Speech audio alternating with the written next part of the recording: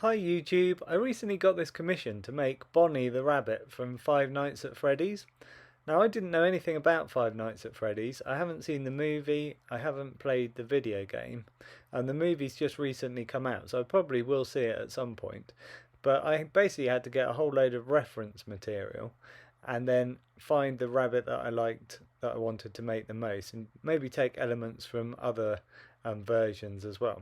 So what I've done here, I've just taken a really big lump of wood. I think this is plum from a tree that I chopped down at the bottom of my garden a long time ago. So it's a really heavy base. I just drilled some holes into it, and I've just put this aluminium wire. It's actually steel wire for the main frame and then aluminium wire to go around all the rest of it. This is called an armature, so this gives me the basic shape of the bunny. Now I knew that I wanted this to be really big because it's a commission for somebody. It's going to their daughter, and their daughter's only 11 years old, so I wanted it to be really big so that when they unwrap it, she gets a nice surprise.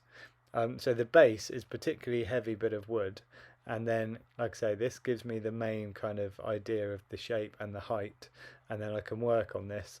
It's basically, an armature is just a framework that I can build upon. So Milliput very kindly sent me 100 packs of free Milliput recently, and they also sent me a few packs of different colours as well, like special types of Milliput. But I figured out if I had used Milliput to make this as a solid Milliput thing, it would have used at least the 100 packs, and if not a lot more. As it is, I just used the Milliput to make an outer shell for this rabbit, so it's probably only 2 or 3 millimeter thickness of Milliput as a shell, and even that used 50 packs of Milliput. So that gives you some idea. So this is why I use aluminium foil like this first to get my rough overall shape, and aluminium foil is really easy to squash into kind of balls and, you know, these kind of shapes to give that main kind of form, and then I can work on top of that. So next, because this is a very large model, I decided to strengthen it. So I went over all of the aluminium foil with a layer of super PVA glue and kitchen paper. It's basically paper mache, and it's really tough. This kind of super PVA glue, or wood flooring PVA glue, works the same. Once it's dry, you can't really tear sheets of kitchen paper that are covered in this glue because it's so tough. It basically goes really rubbery. Right, then I started using the Milliput. So I started with the feet. This just makes the feet stick to the base as well, so they're not going anywhere. Then I can build up the legs on top of that, and I decided to go for a texture. Now this is a bit of artistic license, because in all the pictures that I saw of this rabbit, or quite a lot of them, made it look like a robot where it's kind of smooth metal kind of finish. But I wanted to give it a bit of texture so that it just looked more impressive at the end. Now it takes a long time to build up a texture like this, but when it comes to the painting stage, the paint sinks down into all the little hollow bits, and it will really bring out the texture and make it look lovely. You can see there I did the eyes as well, and I've also done like the shoulders at this point, but they're still smooth. They'll need the texture added onto the top of them. So Bonnie was already getting pretty heavy by this stage. I mean, the base weighs a ton anyway, but then all this Milliput starts adding more and more weight to it.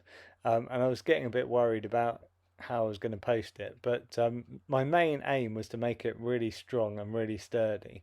And there are plenty of other things that I do later on to strengthen it even more.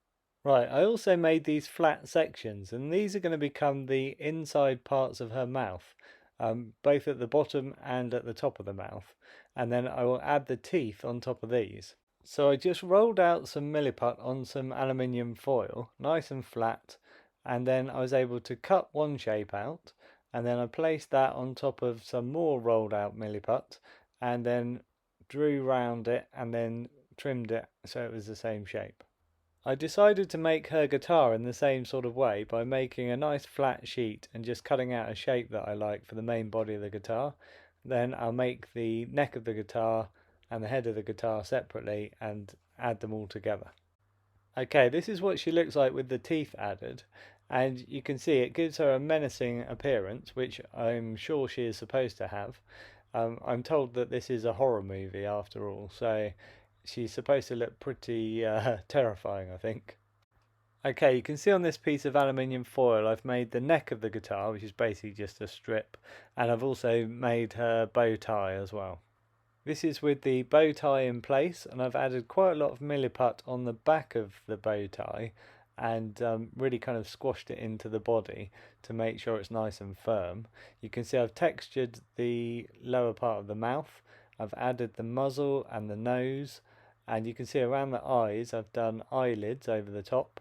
And I've also, I ended up taking the eyes off and putting those kind of circular bits behind the eyes, then sticking the eyes back on, putting the eyelids over the top.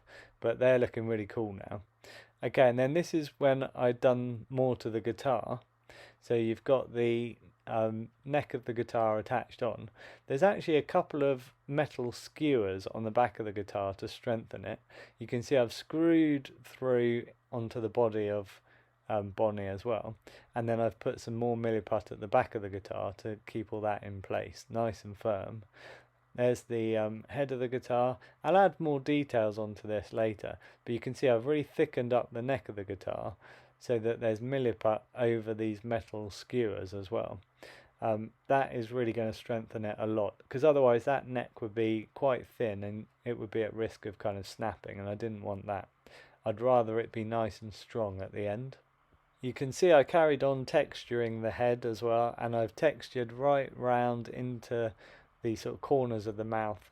I've added little extra corners as well in the mouth, and I think that looks a lot better. Obviously painting all of this will bring it out even more, but I'm really pleased with how it's looking at this stage. You can see I've made her hands here as well. I made the hands separately and textured them and everything as well, and then I drilled holes into the hands and I drilled holes into the arms, and then I've attached the hands with wires. I've also made these kind of little cuffs as well that go between the arms and the hands, which will end up being painted silver. Those are nice. You can see I've added the texture onto the shoulder parts as well, so they're starting to look complete. And yeah, I've textured the ears as well. So everything's getting to the point where it's almost ready to be painted, and I always get pretty excited at this stage. Here you can see my laptop in the background with 4 images of Bonnie that I was working from. They were the main 4 images that I liked. You can see here I've painted Bonnie completely black initially. This is just a base colour, and then I can build on top of this. Next I dry brushed some purple paint over the top. I'm using System 3 acrylic paints to do all of the painting on this. So I just mixed cadmium red with some cerulean blue to get my purple. And like I say, it's dry brushed over the top. So you just take some paint, put it on your brush, rub it on some kitchen paper to make it all pretty much disappear apart from a tiny bit that's left on the brush. It's almost dry, and then you just dust that over the top surfaces, and you can see that all of the little hollow bits, all the little gaps are black, and it's just the higher points that are painted with the purple, and this gives a really nice kind of textured effect, brings out all of the hard work that I did when I was adding all the texture in basically. Next I painted the muzzle a much lighter purple, then the inside bits of the ears and also the belly, they're all a lighter purple. I've done the irises of the eyes are pink. I'll go in and add pupils on top of this, but just pink to start with. There you go, you can see the detail in the ears. That really kind of helps break up the shape of the ears. On the guitar I've painted the head and the neck black, a little silver detail at the top. The bow tie and the main part of the guitar are red, and those are kind of faded in at the edges, so rather than have a sharp edge they're faded. The cuffs are silver, and that adds a nice little touch, and then you've got this silver bit of the guitar as well, so it all ties in nicely together. And then on the bass I just dry brushed red over the wood. Rather than have it just as a brown wooden looking bass, I thought it'd be quite cool to add some red and yeah, make it look a bit more funky. So I've added red on the top part of the bass as well, around the edge, and that's really bright, so it really ties in nicely with the guitar and the bow tie. and if anything it looks a little bit like blood, which, you know, as it's like a sort of a horror kind of rabbit, I think that's quite a nice touch really. Right, after painting the pupils in the eyes, I decided to give the whole rabbit a coat of the PVA glue. So remember, this is really strong PVA glue, not just normal PVA glue. That wouldn't work. But what this does is, it basically, if you imagine like a layer of plastic over the whole, or sort of rubbery clear plastic over the whole rabbit, that's what it does.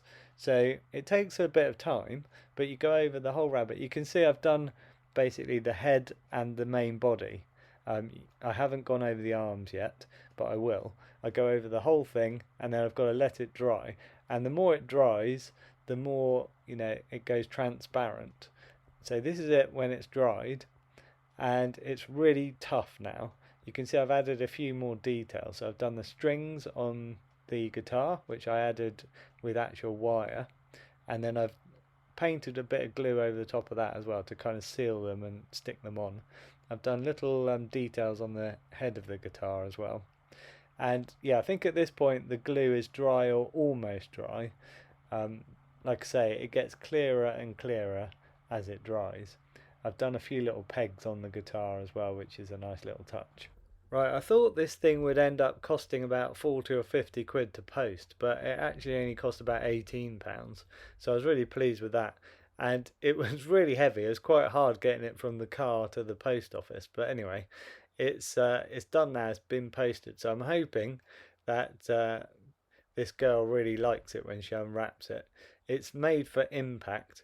The guy wanted it to look like a sort of focal point in her bedroom. So I think it will certainly be that, that's for sure. It was good fun packaging it all up as well at the end. But I'm really pleased with it. I hope you guys like it as well. Let me know in the comments if you want me to make more kind of similar things. Like I say, I wasn't aware of Five Nights at Freddy's, but it sounds like a pretty cool movie. I like anything that's based on horror anyway, so I'm sure I'll enjoy it. Thanks to Milliput for sponsoring this channel. Check out my other videos of other creatures that I've made from various movies. Hit subscribe to see anything that I post up in the future. Thanks for watching, and I'll catch you in the next video.